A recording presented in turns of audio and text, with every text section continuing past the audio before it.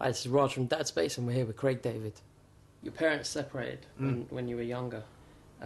Did that affect the relationship that you had with your dad? Do you know what? The great thing that my dad always showed from even with the point when they broke up was that he was always there. He'd still make a conscious effort to come around and take me out. Conscious effort to take me to Polton's Park, which was like a fun park that would like go karting and doing all kinds of madness on a Sunday. Loved it. I didn't like it so much when he was like fitting a kitchen, being the carpenter he was at, and he brought me along and I had to sort of get involved with that and to not be get paid, which was not really what I was into. But that's what happens. You go, come on, Craig, come on, jump in the car. And I was like, oh, come on, we're going to put the kitchen in your hands. I was like, oh, why? Long day, but some nice food in the meantime, don't get me wrong. But yeah, it was all about him taking me under his wing and letting him know from a young age that he was there. Because the older you get, the more you start to become a bit more aware of your surroundings, and you understand, you know what, you weren't really there for me. And when you try to come back into someone's life too late on, there's always this vision that you have of them not being around, and it's very hard to kind of get rid of. So I think when a child's susceptible as a young kid is when you have to really make the effort and to be there, because from the time you hit 15, 16, you start to become a little adult yourself. Do you know what I mean? You can make your own decisions. But a young kid, you need a father figure there to be able to kind of keep you focused and to show support. But if you're not about to show support, the kid is always looking for that. Especially a boy is looking for his dad. Do you know what I mean? So it's an important role. Have you thought about becoming a dad yourself? Do you know what? I think you're always thinking about how it would feel and the responsibilities you have. And I think, to be honest, as a kid growing up, and even in my early 20s, you're kind of just thinking, every time that you get into some sort of sexual conquest with someone, to be honest, however it goes down, like, you could be the safest of safe sex ever, you're still thinking, man, what happens if this goes down here? That's always in the back of your mind, do you know what I mean? However cool you think you are, the following day, if there's someone that's a long-term partner, you think, you know what, you feel more comfortable about the situation because you know that it's the two of you. But if you've got yourself into there's a little vibe, and one night stand here, something's going on, you're thinking, man, if I get some call coming down, I don't know, was I a bit drunk, did I do it properly? Do you know what I mean? A lot of things go through your mind. So the father figure, being a father figure, I think you just have to be ready for whatever happens. I think it can happen at the weirdest of times where you never at least expect it, but not to run away from it. Do you know what I mean? At the end of the day, if it happens for a reason, and everything does happen in that way, and you have to be responsible and deal with that, and not be shying away from it like, oh, well, I'll just leave it to the mum to deal with.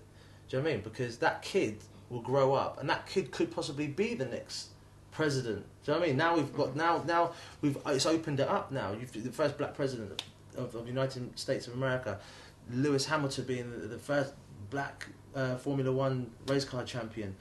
Serena and Venus Williams being the top of the world when they're playing tennis, Tiger Woods in golf. I mean, it's like, in terms of black people who've broken the mould, which have allowed people to recognise it's not about colour anymore. You can achieve all these different tasks that are out there. Now means there's more responsibility for a dad to be like, you know what, I may not get along with the mum too well. We've got our issues, but you know what, this kid, I'm going to support and make sure this kid knows that I'm around for him, and I'm going to push him. You got to give him the environment, because the kids, they'll learn French, Spanish, fling a bit of Japanese at you, and you won't even know where it's coming. They will learn that quick, only if you instill that from an early age. If you're not about it, it'll just, you're hoping that someone will make the right decision. If and when you do become a dad, have you thought of any crazy celebrity names to give them? Do you know what? I tell you for sure that when I do have children, their names will be the names that will get them through school nicely. Because I know if you get that funky name, that anything like name of a fruit or something, anything that someone can just have a little pop at you, is not the one, because I know how it was at school, and it hasn't changed. It's probably even worse nowadays, and people will hammer you from the age where you recognise that your name is a bit of an issue, all the way through to the point where you leave school. So I don't want to put my kid in that position, because they're going to have enough problems to deal with other children and dealing with society and a community within the school playground, let alone having their name all funky and kind of being all over the gaff. I know how it is. So names will be thought out correctly, and we will throw all the different combos that people could have at you first, and then we'll whittle it down to the best ones, and then we'll roll with that. at Dad Space, we've just launched the world's best dad competition. Would you enter your own dad into that? Yeah, definitely. I mean, he's been wicked. I mean, to be honest, as much as like my mum and dad split up, that is between them two. Do you know what I mean? But the fact that he kind of is still my dad and nothing's changed there. He may not be in my house, sleeping in the same house 24/7 like he used to. But yeah, definitely, he was a good man. All the way through, pushing me, got me into playing guitar from a young age, allowed me to be in the clubs when I was 15 years old, DJing when I should have like been at home in bed, like getting ready for my GCSEs. I'm up there rocking in at 3 o'clock in the morning with my feeling mash up after playing a sick set in some club. But he was wicked, and he still continued to be a supporter. So I'm definitely whip him up. Rewind reader Andrew has pointed out to us, he's done his research, that your dad was in a reggae band. Correct. Is that right? Yeah. Yeah. Has this led to you having a feel for reggae music? And if so, who are your favourite artists? And do you think you'll ever incorporate that into your music? You know, I love my reggae music, to be honest. They're heavily influenced by reggae music. If it wasn't Sanchez or Beres Hammond, Gregory Isaacs, wow. There was those kind of artists were the ones that kind of set it off for me, and then got me into more of the dancehall stuff with Shabba Ranks and Buju Banton and Bounty Killer. Then led on to me getting into the sound systems of Addis, Mighty Crown, Black Cat, Sound Trooper or Kilimanjaro from back in the day. So I'm very big into my dancehall music, love it like beyond belief. And there's songs like on the Trust Me record, which She's on Fire, where some people loved it, some people slated because I was doing a bit of a patois kind of like sort of lick on one of the tracks and the little rap. But I love it, do you know what I mean? Because I can pull it off. There's no one can tell me, but you know that she so what you can't even hold back a fire, make her burn on contact, deep like this track. Now whether she don't even hold back, snares out of them on them a crawl back. No one could tell me that. If they didn't know it was me, they'd be like, man, that sounds like straight out fresh out of Jamaica. People can front it if they want right now and say, nah, it sounds cack. But that's how I'm putting it down. And to be honest, that's from my dad's constant playing of reggae and ragga and dancehall from back in the day. So, but yeah, he did his Ebony Rockers thing. He was doing his roots revival stuff. So it sounds like he's had a huge musical influence on you. Has he been instrumental in your success? Do you know what he has? Because there's an unconditional love that your father will give you and your mother, and the fact of kind of pushing me to do the right thing.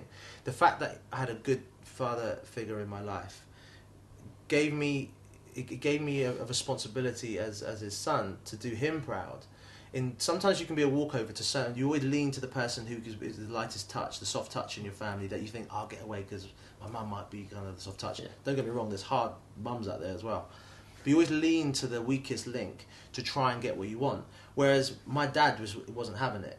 If I got caught up in crime or if I was in drugs or anything, to have to face up to my dad, even looking at me was enough to make me cry. Do you know what I mean? And to know that, and it may be a bit back to front as to how people, the care for kids and to never lay a hand on a child, and maybe I'm old school, but I knew that to cross my dad and to know the possibility that I'd feel the firm hand of my dad made me think, you know what, I'm not going to get involved in none of this. Do you know what I mean? This is not the one because I'm scared of that. And it made me have to be responsible about my actions. Without that in the family, it kind of, and it's not about affirmative action in terms of having to be heavy-handed, but it's making you feel like if you go there, this is what you're delving into. Big man against a child.